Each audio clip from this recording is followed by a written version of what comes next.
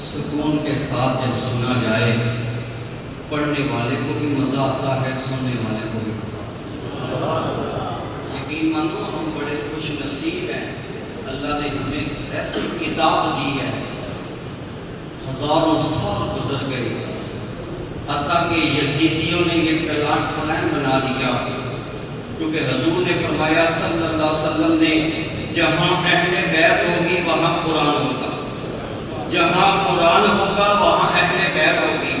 نہ قرآن اہل بیت سے جدا ہے، نہ اہل بیت قرآن سے جدا ہے۔ تو یزیدیوں نے چاہا کہ حسین پاک رضی اللہ تعالیٰ عنہ کو آپ کو اس انداز سے شہید کیا جائے کہ ان سے قرآن کو جدا کر دیا جائے۔ انہوں نے اپنا زور لگایا، کوشش کی، میرے آقا امام علی مقام امام حسین پاک کو شہید کیا۔ تن الگ ہے اور گردن الگ ہے، سر مبارک الگ ہے، آپ کا جسم مبارک کربلا کی زمین پر ہے اور آپ کا سر مبارک نیزے کی نوک پر ہے۔ جس سر کو جھکانے چلے تھے اہل شام، اسی سر کو اٹھا کر چلے اہل شام۔ جس سر کو جھکانے چلے تھے اہل شام، اسی سر کو اٹھا کر چلے اہل شام۔ یزیدیوں نے کہا کہ حسین پاک شہید ہو گئے، دھڑ کربلا کی زمین پر ہے، سر نیزے کی نوک پر ہے، اب قرآن جدا ہو گیا۔ دمشق کے بازار میں میرے آقا امام علی مقام امام حسین پاک کا سر مبارک نیزے کی نوک پر ہے۔ یزیدی خوش ہو گئے کہ قرآن الگ ہو گیا، اہل بیت الگ ہوگی۔ اسی دوران جب وہ یہ گفتگو کر رہے تھے تو اسی دوران میرے آقا امام علی مقام امام حسین کا جسم مبارک کربلا کی زمین پر اور سر مبارک نیزے کی نوک پر دمشق کے بازار سے گزر رہا ہے۔ حسین پاک کا جسم ساتھ نہیں ہے۔ یزیدیت کی سوچ تھی کہ حسین جدا ہو گیا تو قرآن بھی جدا ہو گیا۔ میرے آقا امام حسین کے لب کھلے، 15واں پارہ سورہ کہف آپ نے اسی دوران نیزے کی نوک پر پڑھا، ام حسبت ان اصحاب الکہف والرقیم کانوا من آیاتنا عجبا۔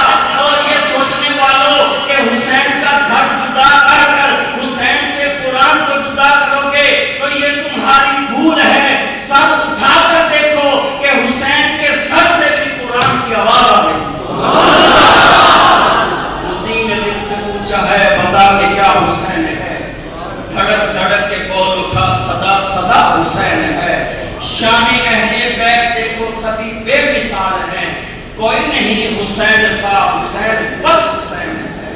عمر سے چل عمر تک، بشر سے چل بشیر تک، بڑے بڑے یہ کہہ گئے بہت بڑا حسین ہے۔ اور عجب لڑی تھی جنگ بھی حسین نے یزید سے، اور عجب لڑی تھی جنگ بھی حسین نے یزید سے، اس سے بڑھ کے جیت کیا، یزید تھا حسین ہے، یزید تھا حسین۔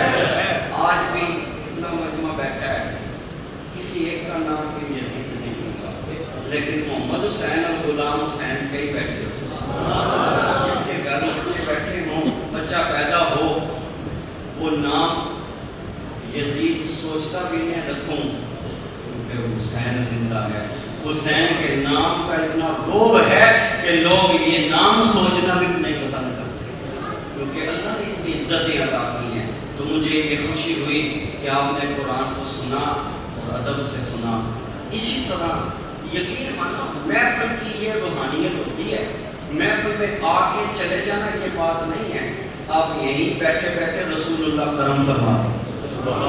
تصور پہ مدینے کی گلیوں پہ گھوم لیتا ہوں، میں گھر بیٹھے بیٹھے سنہری جالیوں کو چوم لیتا ہوں، میں تنہائی کو نازش اس طرح آباد کرتا ہوں، میں خود ہی نعت پڑھتا ہوں اور خود ہی جھوم لیتا ہوں۔ میرے آقا سے کچھ چیز مخفی نہیں ہے، اللہ نے میرے آقا صلی اللہ علیہ وسلم کو سب چیزوں کا مالک بنا کر۔ اب حضور کی نعت سننا ہے لیکن انداز وہی ہو، لب پر رسول اللہ کا کی نعت کے نغمے ہوں، آپ کا دل، آپ بیٹھے نورانی مسجد میں ہوں، دل آپ کا گنبد خضرا۔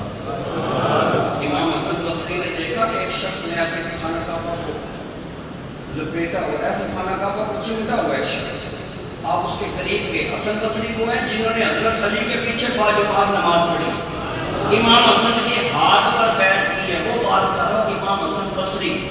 آپ نے دیکھا ایک شخص نے خانہ کعبہ کے غلاف کو پکڑ کر خود بھی پورا جسم کعبے کے ساتھ لگا رکھا ہے، آپ اس کے قریب ہوئے، اس کے دل میں ریاکاری تھا کہاں؟ کعبے میں، جسم کے ساتھ کعبہ۔ آپ نے فرمایا تیرا دل تو کچھ اور کہہ رہا ہے۔ اس نے کہا کہ آپ کون ہے؟ فرمایا حسن بصری کہتے ہیں۔ اب جھوٹی نہیں بول سکتا تھا کہ اہل نظر ہیں۔ وہ کہنے لگا کہ میری نیت یہ تھی میں خانہ کعبہ کو ایسے پکڑوں گا غلاف کو سب لوگ میری طرف توجہ کریں گے کہ یہ کتنا دیوانہ ہے، کعبے کا غلاف چن رہا ہے۔ آپ نے فرمایا لوگوں نے دیکھ لیا پر تجھے ثواب کوئی نہیں ملا۔ ہم آگے ہیں، ثواب نہ ملا تو کیا ہوا؟ اس انداز سے بیٹھیں کہ مالک کہیں میرا غلام ہے، حضور جانتے ادب کے ساتھ رکھیں، انشاءاللہ پروگرام میں روحانیت ہوگی اور انشاءاللہ آپ کو مزہ بھی آئے گا۔ میں ثنا خان مصطفیٰ محترم جناب محمد وقاص فتاری دعوت اسلامی کے ناظرین بھی ہیں، انشاءاللہ آپ مل کر ان کے ساتھ پڑھیں گے، انشاءاللہ سرور بھی آئے گا۔ اور پھر بابا کی زندگی یہ سواری نہ جاوے کہ دل کی دیوار یہ بیماری نہ جاوے، بنا بھوک چھٹ ایسی جوانی نہیں آتی جڑی آقا دے نام دے باری نہ جاوے۔ اب آپ صرف اپنے جذبات کا اظہار کریں، آپ توجہ صرف محفل میں کرنی ہے، کون آ رہا ہے کون جا رہا ہے ہمیں سے سبق آنی، ہم آئے محفل میں نہیں، کوئی آ کر چلا جائے گا کوئی آ کر بیٹھ جائے گا، یہ نظام تو یوں ہی چلتا رہے گا۔